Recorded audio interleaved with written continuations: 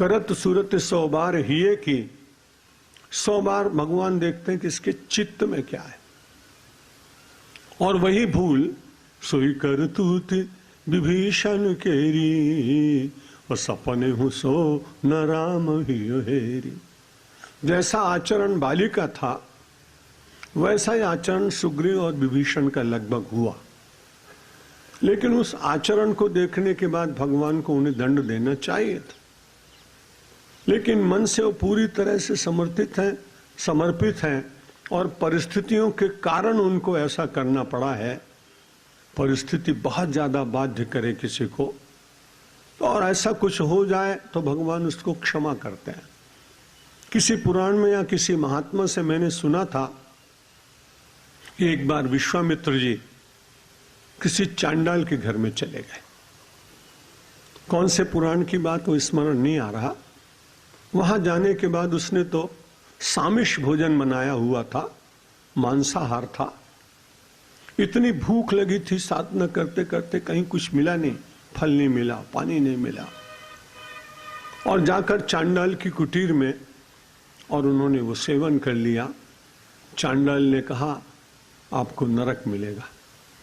मैं आपको इतना मना कर रहा हूं कि मैं जाति का चांडाल, मेरे स्पर्श से भी आपको पाप लगता है आपकी मान्यता के अनुसार, और हमारे भांड में, हमारे बर्तन में बना हुआ ये आपने दूषित पदार्थ खा लिया, धर्मशास्त्र के विरुद्ध है ये।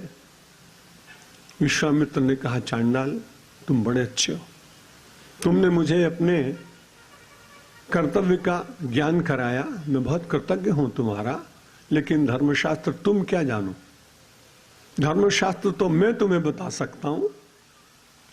चांडाल बड़े आश्चर्य पड़ गया कि इतना दूषित कर्म करने के बाद भी वो धर्मशास्त्र की बात बता रहे। उन्होंने कहा देखो, प्राणों का रक्षण करने के लिए यदि इस प्रकार से कभी सामिष भोजी हो जाना पड़े तो उस समय प्राणों को बचाओ, और उसके बाद जो पाप हुआ उसके लिए प्रायश्चित करके उससे छूटने का प्रयत्न करो। अब यहां दंभ नहीं है, यहां एक विवशता है। उस विवशता के कारण उस महापुरुष ने ऐसा किया। लेकिन कई बार हम समाज में अपने को त्यागी, अपने को बड़ा संसार से अलिप्त रहने वाला सिद्ध करने का प्रयत्न करते हैं। वृंदावन में मैंने 2 महात्माओं को आपस में झगड़ते हुए देखा। एक टाट पहनते थे और सबको बताते थे कि देखे मैं टाट पहनता हूं, ये महामंडलेश्वर लोग तो अच्छा अच्छा वस्त्र पहनते हैं। दूसरा व्यक्ति भी टाट पहनता था, वो टाट पहने पहने आया और उसने कहा कि मैं भी तो टाट पहनता हूं, लेकिन वो उसके अंतरंग बात जानता होगा, मुझे तो इन बातों से कुछ मतलब नहीं था।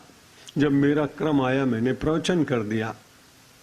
लेकिन वो जो केवल टाट पहने हुए व्यक्ति था वो दूसरे टाटंबरी को बार बार घूर घूर के देख रहा था। मैंने कहा महाराज आप साधु हैं, ऐसा क्यों वक्र दृष्टि से देखते हैं? बोले महाराज आपने देखा नहीं, ऊपर से तो टाट पहने हैं और भीतर पश्मीना लगाए हुए है। कश्मीर का पश्मीना इसने उसके भीतर सिला हुआ है हल्का सा। अब यही है मिथ्याचार। जैसे आप हैं वैसे आप दिखें समाज में तो बहुत सारी बुराइयां अपने आप मिट जाएंगी। जिनको आपसे सावधान रहना है वो आपसे सावधान रहेंगे। आपकी दूषित वृत्ति वाले भी आपको मिल गए तो आप उनका साथ देंगे, लेकिन बाकी का समाज तो बच जाएगा। स्वामी विवेकानंद इसीलिए मुझे बहुत अच्छे लगते हैं। उन्हीं के साहित्य को पढ़कर मैं संन्यास्त जीवन में भी आया हूं। ऐसा कोई दूसरा साहसी महात्मा मिलना बहुत कठिन। जब वो विदेश से आ गए तो सब समाज के लोगों ने उनका सम्मान किया। ब्राह्मण समाज वाले, पुजारी, कायस्थ, ब्रह्म और आर्य समाज, जितने भी आर्य समाज तो था नहीं सब शायद। तो अचानक बड़ी विचित्र स्थिति आई स्वामी विवेकानंद के सामने। उस समय नर्तकियों का सब चलता था, वैश्य समाज था, शरीर का शोषण लोग करते थे। उसमें से जो कलकत्ते की वैश्या बहनें थी उनका भी अपना एक संगठन था। वो सब लोग गए और स्वामी विवेकानंद को कहा कि जब सब लोग आपका सम्मान कर रहे हैं तो हम लोग भी करें। हमारे जैसा व्यक्ति होता तब तो कहता मैं कुछ भी हो मैं तो आऊंगा ही नहीं। कितना बदनामी होगी, कितना अपमान होगा। स्वामी विवेकानंद ने कहा कि जब मैंने सब समाज के लोगों में जाने की स्वीकृति दी है तो मैं आऊंगा। अब उस सभा में तो बहुत लोग देखने गए स्वामी विवेकानंद को।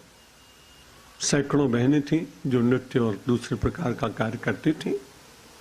स्वामी विवेकानंद ने जाके तत्काल उन सबको नमस्कार किया और कहा कि मैं आपके सम्मान करता हूं इसलिए कि संसार में कामी और दुष्ट वृत्ति के लोग जो केवल देह को ही संसार में देखते हैं, तुमने बड़ा उपकार किया। हमारे सभ्य समाज की बहन और बेटियों को बचाने के लिए तुमने अपने शरीर को बेच दिया। मैं तुम्हारे प्रति कृतज्ञता व्यक्त करने के लिए आया। कौन कह सकता है ऐसा? और तुम सब मेरे लिए आज जगदम्बा हो। तुम्हारी जो भूल हुई उसका विस्मरण करके मैं तुम्हें प्रणाम इसलिए करता हूं कि तुम्हारे भीतर भी कोई ज्योति है, कोई शक्ति है। आपको आश्चर्य होगा, जितने सभा में बहनें आई थीं, ऐसा अनर्गल कर्म करने वाली और जीवन जीने वाली, उन सब ने कहा हम आज से अपने जीवन में वो सारी वृत्ति को छोड़ते हैं। और फिर माँ शारदा ने उन माताओं और बहनों के लिए एक अलग आश्रम प्रारंभ किया, जहाँ बहुत सभ्य अच्छे अच्छे लोग भी वहाँ जाते हैं। तो मैं बात ये कह रहा था कि बहुत सारे लोग कई बार मनसा स्मरण, संसार के पदार्थों का मन से स्मरण करना, ये ज्यादा बुरी बात है।